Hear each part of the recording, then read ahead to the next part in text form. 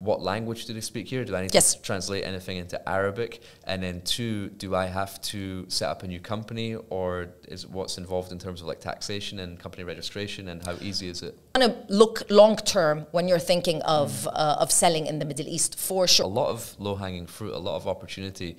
Do you think that, okay, this is something that everyone in the US needs to take seriously? I believe the main barrier to entry is, like you said, there are no... Where have you seen like success stories of someone from the US come into the Middle East and just like crush it? A lot of companies are able to get 30% of the sales that they're normally getting in the US market. I wish you didn't ask that question.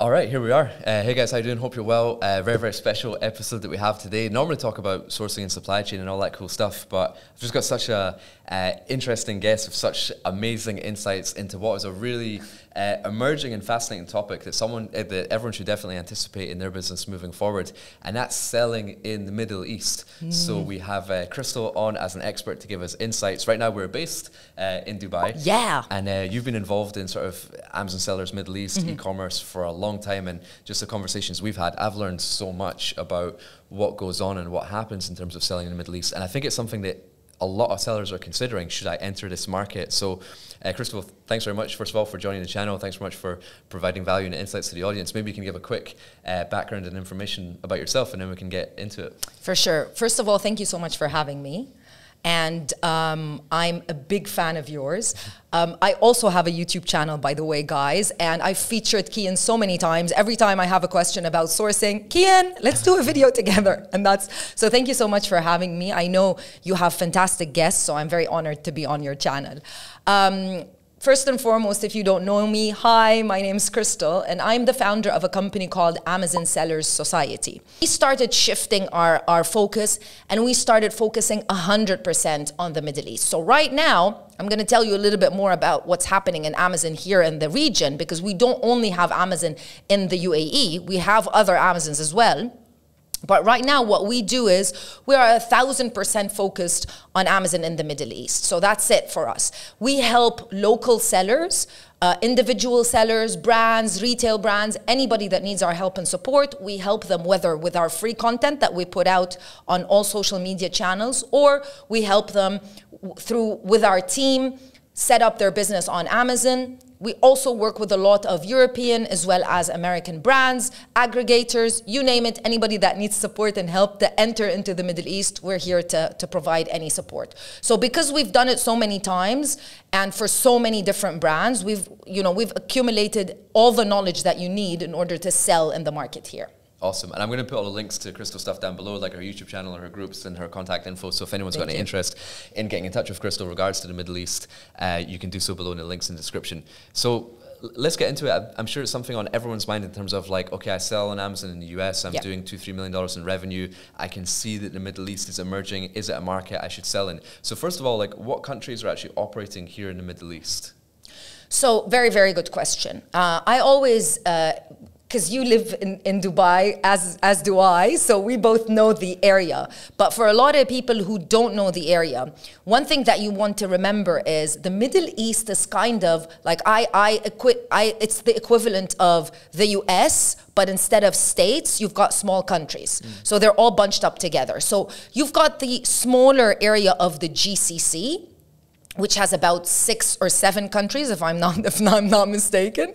And you've got the Middle East, and then you've got the MENA region, Middle East and North Africa. So all of that is considered one main region, which goes up to 20 countries, including Morocco, Pakistan. So that's really the region that we're talking about. Now, once Amazon moved into the region, Kian, what happened was, they did something that I think Amazon does all the time. They thought, okay, who's the biggest player? Should I compete against them, or should I just buy them? And that's what they did. So they moved into the Middle East, and they found that there was the #1 marketplace, arguably very different than how Amazon operates, definitely different. And that marketplace was called Souk. And Souk was operating in 3 different countries: UAE, KSA, Kingdom of Saudi Arabia, as well as Egypt. If you look at all of the statistics, all of the e-commerce, all of the data statistics, you'll find that those are the three biggest countries when it comes to e-commerce. Now, the idea is it's like a chicken and egg situation. It's because these countries have the most established marketplaces. That's why you see a lot of e-commerce activity. Or is it because they like to buy, you know, stuff online? Which one comes first? I think it's because these countries have been identified by companies such as Amazon and others to be really unique, big, good countries to set up in, especially logistically. So those are the countries that now have the main marketplaces, the main marketplace being Amazon and another one called Noon, N-O-O-N. Awesome. So we're looking at UAE, United Arab Emirates, Saudi Arabia, and Egypt. Yeah. So if I'm interested in selling in these regions, do I have to ship my products into all three countries, or did it just go into one central location? Good question. I skipped that completely. So even though Amazon operates in the region under the umbrella of Amazon Middle East, however, these three marketplaces are completely separate. For a lot of reasons, I guess it's because, you know, the same reason why the US, Canada, and Mexico are separate. It's not the same thing. It's just completely different, basically. They are under one umbrella, Amazon Middle East, but yes, you have to ship them separately into each and every market. Interesting. Yeah. And UAE is also like an import hub as well. Like a lot of your containers that go from China to Europe actually stop off in the Middle East, and they go on little feeder vessels, and then they go to like Rotterdam or Europe or wherever like that. So your goods are actually coming here, and the cost of shipment might actually be less than what you would expect anyway, because the distance from China to the Middle East is much less than the distance from China to the US. But okay, so if our shipping costs are going to be a little bit lower, what would be like the average, like say PPC cost, you know, which is very, very high, very competitive? I wish you didn't ask that question, but okay. I'll tell you why. Sure. So just out of curiosity then, because like, you know, US is very competitive, but then like, how is that sort of cost for the Middle East market? Being a true sourcing expert, an expert in anything related to shipping, your question is actually perfect, or what you just said now is actually perfect. And that's why most people that think, okay, I want to attack the region, I want to come into the Middle East, because you're not just going to want to come into just one country.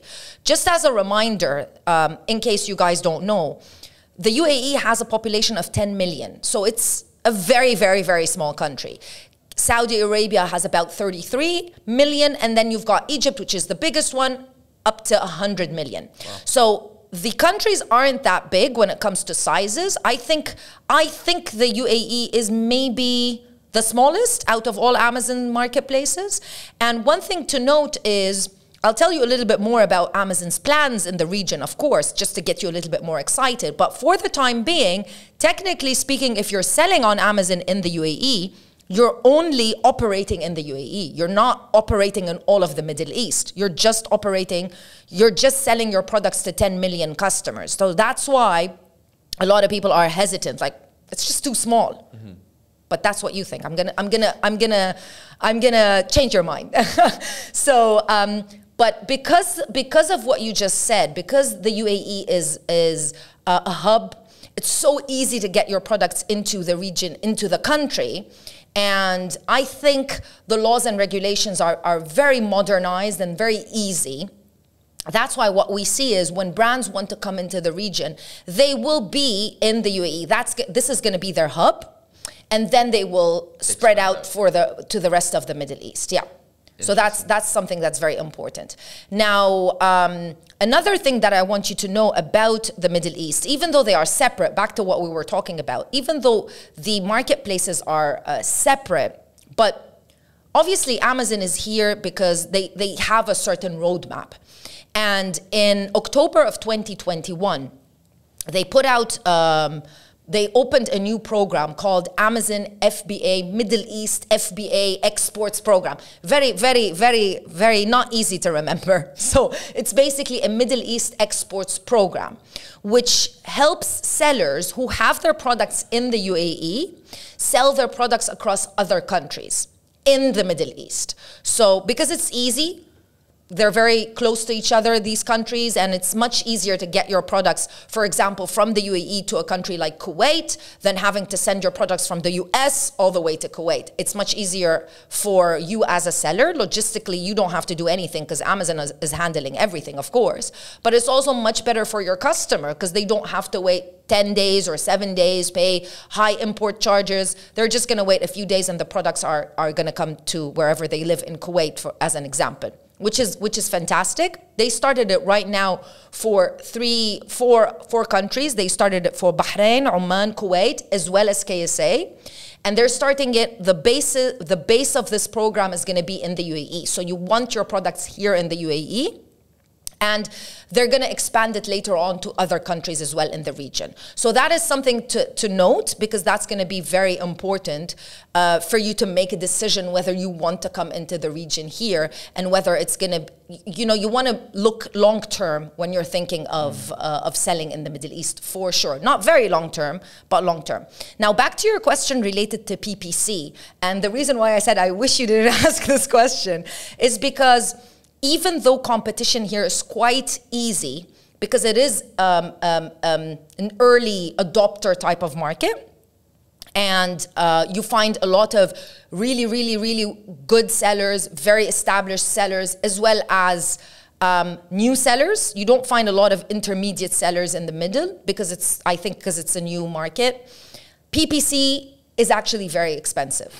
Interesting. Very interesting. And we're trying to analyze it as an agency and trying to figure out why. It's like so easy to get on the first page. It's so easy to compete against other sellers. Why is PPC so expensive? Why are people bidding such high bids for ads? And I think, and this is my opinion, it's because we have a lot of new sellers. And when you're a new seller, you might be, you're just so excited, and you're going through the motions, learning the system, and you're just gonna bid anything Amazon suggests because you just want to get the sale. That's my understanding of it. And that's really interesting. Yeah. So the level of the seller is not as advanced in this market. So if you're considering, let's say you're in the US and you want to come into this market, you're essentially competing against other sellers which are not so advanced in their tactics and their listing and their imagery, so it's relatively easy to rank onto page one. Very for your easy. Yeah, it's very easy. So then I got a couple more questions. And if I'm a seller in the US and I'm considering entering into the US, one, what language do they speak here? Do I need to translate anything into Arabic? And then two, do I have to set up a new company, or is what's involved in terms of like taxation and company registration, and how easy is it? All fantastic questions, and I kind of, because living here, you kind of forget these, these details because things are so easy. First and foremost, no, you don't need to have a local entity. You can use your US-based company if you wanted to. You can use most countries are able to register on Amazon. Most countries that do have an Amazon marketplace, like the UK as an example, Germany, you do not need to have a local company here. Even though, why not? You should consider it, maybe as a second step, but you don't need to. You can register as an international company. You can even get your goods into the country without having a local entity. You just need an IRR, an importer on record, a freight forwarder. A lot of people have this service, of course. One thing to note is, I believe out of all of the Middle East, maybe the UAE and KSA are the most established when it comes to third-party logistics suppliers, freight forwarders. We've got any service that you require, top-notch companies that are operating here in the region, in both of these countries, in the UAE as well as KSA. Because even though Amazon is relatively new, but e-commerce isn't. Like, people sell on Shopify, people sell on their own websites, people sell on a lot of local marketplaces, maybe that are not at the level of Amazon for sure, but it's not a completely brand new, a brand new market to e-commerce. It just happens that Amazon put it under everyone's radar, especially the international community. So that's something to understand. The language, actually the language, Amazon English. You don't need to translate anything into anything. You just use your primary English language, and then Amazon translates your listings to Arabic for the Arabic users. Interesting. So there's not very many barriers to entry then, because you can use your fully established English team in your own country, and then in terms of company registration, you don't even need to do a new entity here as well. So a lot of low-hanging fruit, a lot of opportunity. Do you think that, okay, this is something that everyone in the US needs to take seriously? Or say, for example, if you're selling 10,000 units a month in the US, what would you anticipate in terms of like trial order, first order volume? Okay, I'm going to try the Middle East, like, because the software hasn't really caught up in terms of our helium 10s and stuff like that. That's what I was going to say. Yeah. So we're going a little bit more on like intuition, but it's in my mind, it's worth taking the risk, because if I can be the early adopter, get onto page 1 and I can rank, then I'm going to be here for a long time before the software and all that stuff catches up, and then I'm already established. So what would you say is like something that a seller in the US needs to be aware of before jumping into the market? They should just go for it, or they should wait until they're at a stage where they can enter a new market? Or like, are there many barriers to entry? Like, where have you seen like success stories of someone from the US come into the Middle East and just like crush it? I think your question is fantastic. I think the main barrier to entry, whether that be to someone that wants to start, maybe lives in Dubai, or for someone that's looking at the market from the US, I believe the main barrier to entry is, like you said, there are no softwares. The softwares currently, such as Helium 10, Jungle Scout, whatever software you normally use in order to do your research and try to estimate sales volume and all of that, they currently do not operate. This is a very new market. That's why. It's just a matter of time. Which we actually had an event with Bradley around Christmas time. Bradley was here in Dubai, and he actually addressed that and said that they were working on it. Yeah. So it's coming soon. It is. But I find a lot of people, that is a barrier to that, because they're I call it, you're walking in blind, so you don't have the information. And you know, Amazon is a business at the end of the day, and you want to be equipped with as much data as you can. I love data, so do you. So it kind of can be a little bit daunting, and I think that's the reason why most people say, oh, let me hold on and wait. But everybody's waiting. That's just something that you need to know. Like, everybody's waiting for these softwares. Everybody's waiting for Helium 10 to launch. So whenever they do launch, you're going to see everyone adopting the marketplace. So do you want to do that, or would you want to be the first to get into the market? For me, my mindset is a little bit different, because I am trained to be a blue ocean strategist. That's something that I learned. I love that book. Yeah. Blue Ocean so Strategy. I'm actually trained, and I'm a certified blue ocean strategist. So I think differently. I think, okay, if people go right, I'm going to go left. So for me, naturally, I would say, yes, of course, the Middle East is a great place. It's easy for you to get into. And because there's not a lot of competition, because the softwares aren't here, it's actually a really good idea to come into the market. But others might see it differently. So for me, I find the main barrier to entry for everyone is the fact that you have to go in blind. That's it. Now, about the estimation, I'm going to give you two estimations. First and foremost, what we're seeing is a lot of companies are able to get 30% of the sales that they're normally getting in the US market, which, if you think about it, is an astronomical number. It's an astronomical number. Marketplace Pulse, which is a research website, if you guys know it, you should link to it. It's an amazing research website for anything related to Amazon. They put out an article a few months ago. They're just, the idea of the article was Amazon.com is still not a competitive marketplace. And the reasoning behind that was because each seller on average gets, out of all of Amazon's marketplaces, on Amazon.com, each seller per month gets the highest amount of visitors on average per listing. So that's how they broke it down. So they broke it down into Amazon.com, Amazon Canada, Amazon Mexico, Amazon UAE, Amazon KSA. How many visitors are you going to get on each listing on average per month?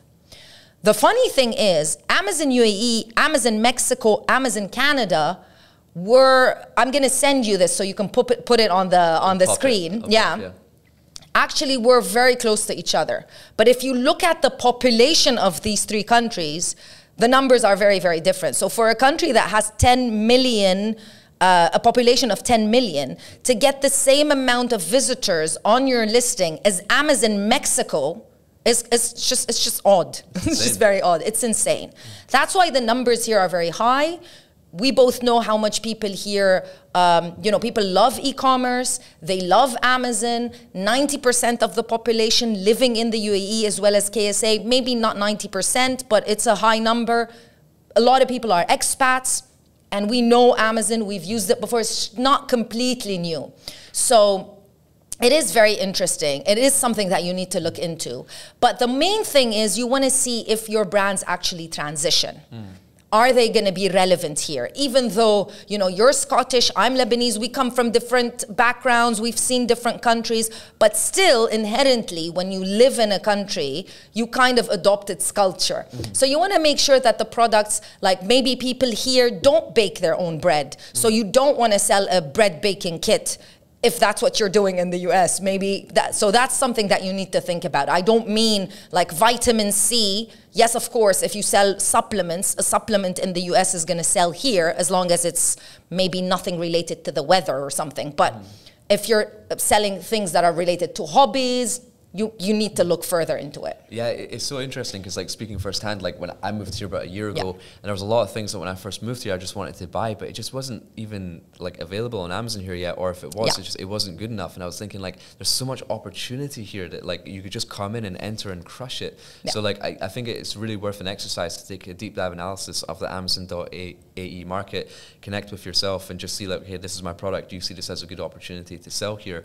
And like, thinking about it from a supply chain perspective, I'd be thinking, well, if I'm normally doing like 10,000 units per order, why don't I just trial adding on an additional 1,000 units and I'll send that to the Middle East, I'll send the rest of my stock to China, and if to the US, and if everything else, like, just for some reason doesn't work out, I still have that stock and I can still send that stock back to the US or UK or sell it in another market. Worst case scenario. So it's not even like, you have to like abandon that stock or anything. So it's very, very low risk, low barrier to entry to even enter this market. So I think it's something that everyone should deeply consider. So Krystel, you might have a lot of people who want to find out more, reach out to you, which will link all your stuff down below. But why don't you tell people where they can reach out to you? Sure. Thank you so much. As you know, Kian, I'm very passionate about Amazon. I'm very passionate about the region as well because I see a lot of potential.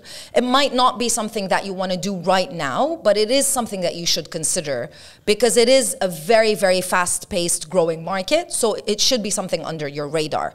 Definitely, it's much easier for you if you are a US seller to move into a marketplace like Amazon UK, or if you're selling in the UK to move into Amazon.com. They're definitely very big marketplaces and you should be there. But if you're thinking, I want a marketplace that's easy for me to kind of dominate and to do, even if I'm not doing huge numbers, but I'm still doing good sales, and it's something that is a little bit of a long-term play, long-term, then this is the market that you want to be in because it is growing like crazy. Do your research, see the data. If you want any more information, you can reach out to me on our website, www.assmiddleeast.org, or you can just, we've got a lot of YouTube videos because we get a lot of requests for information, so you can check the YouTube channel, Amazon Sellers Society. Anywhere, it's Amazon Sellers Society. Yeah, I mean, we just scratched the surface today, but like Krystel's just got so much knowledge within this region, within e-commerce, within Amazon. So definitely, if it's something you're considering, definitely connect with Krystel, check out our YouTube, go on the website, connect with her. But as I said, I only really bring experts onto this channel, and you're absolutely an expert in this topic. Oh my God, thank you so much. So thank you so much for providing value today and sharing your knowledge with the community. And thanks very much. We might even do another episode in the future. Yes! Well. Cool. On the beach, though. Yeah. Cool. Well, thank you very much, Krystel. Thank you so much. Thanks. Take care. Thanks, guys.